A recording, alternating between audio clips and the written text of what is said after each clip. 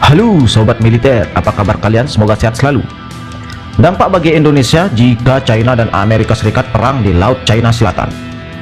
Menurut mantan Kepala Badan Intelijen Strategis atau BAIS, TNI Laksamana Muda TNI Purnawirawan Soleman Diponto meyakini Indonesia akan terdampak jika Amerika dan China bertempur di Laut China Selatan. Soleman mengatakan dari sisi lingkungan setidaknya Laut Indonesia akan tercemar. Tidak hanya itu, ia juga meyakini Indonesia akan kedatangan pengungsi perang dari sekitar Laut China Selatan. Hal tersebut diungkapkan Soleman ketika menanggapi pertanyaan seorang peserta diskusi webinar bertajuk Polemik Rancangan Perpres tentang tugas TNI dalam mengatasi terorisme yang diselenggarakan Universitas Paramadina pada Selasa 9 Juni 2020 lalu. Bagaimana laut itu akan menjadi kotor, bagaimana terjadi pencemaran lingkungan, pasti akan terdampak kepada Indonesia. Bagaimana nanti kalau ada pengungsi datang kemana ke Indonesia lagi?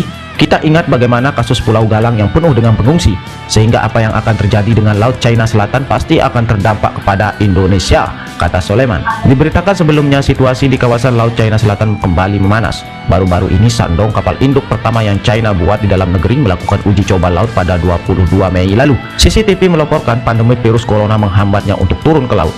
Ini pertama kali kapal induk Shandong turun ke laut untuk latihan sejak penugasan secara resmi di Angkatan Laut Tentara Pembebasan Rakyat China atau PRA akhir tahun lalu.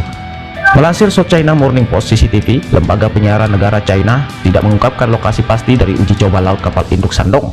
Sebuah pemberitahuan dari Administrasi Keselamatan Maritim Dalian menyebutkan kapal induk Shandong berada di bagian utara Laut Kuning.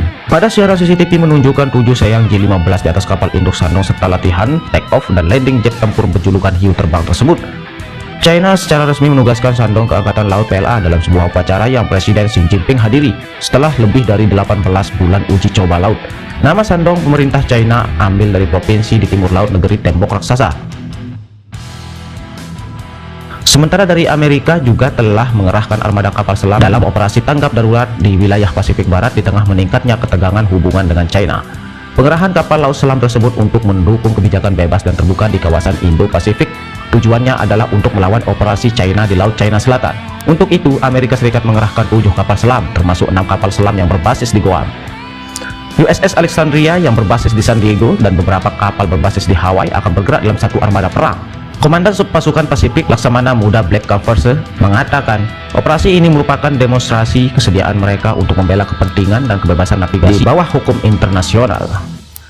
Kapal selam ini dipersenjatai dengan serangan torpedo dan rudal jelajah Tomahawk, juga mampu melakukan pengawasan rahasia. Angkatan Laut Amerika Serikat telah mempertahankan armada kapal perang di Pasifik Barat sebagai untuk kekuatan di kawasan tersebut di tengah meningkatnya ketegangan dengan China di Laut China Selatan dan silang pendapat terkait pandemi virus corona. Amerika Serikat menuduh China meningkatkan pendudukannya atas pulau-pulau buatan manusia dan mengganggu negara-negara lain di tengah upaya mereka menangani krisis COVID-19 yang berawal dari Wuhan atau China. Platform Intelligence Force mengatakan Amerika Serikat dan China telah mempertahankan kecepatan operasional yang kuat di Laut China Selatan di tengah meningkatnya ketegangan dan COVID-19.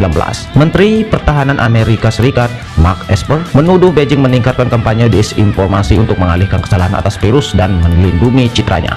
Dia mengatakan Amerika Serikat terus melihat perilaku agresif dari tentara pembebasan rakyat di Laut China Selatan, mulai dari mengancam kapal Angkatan Laut Filipina hingga menenggelamkan kapal nelayan Vietnam dan mengintimidasi negara-negara lain untuk terlibat dalam pengembangan minyak dan gas lepas pantai.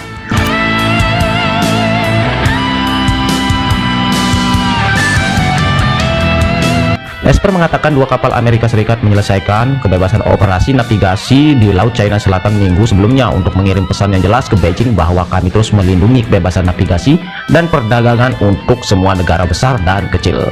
Dan bagaimana menurut pendapat kalian? Silahkan sisipkan di kolom komentar. Oke, see you.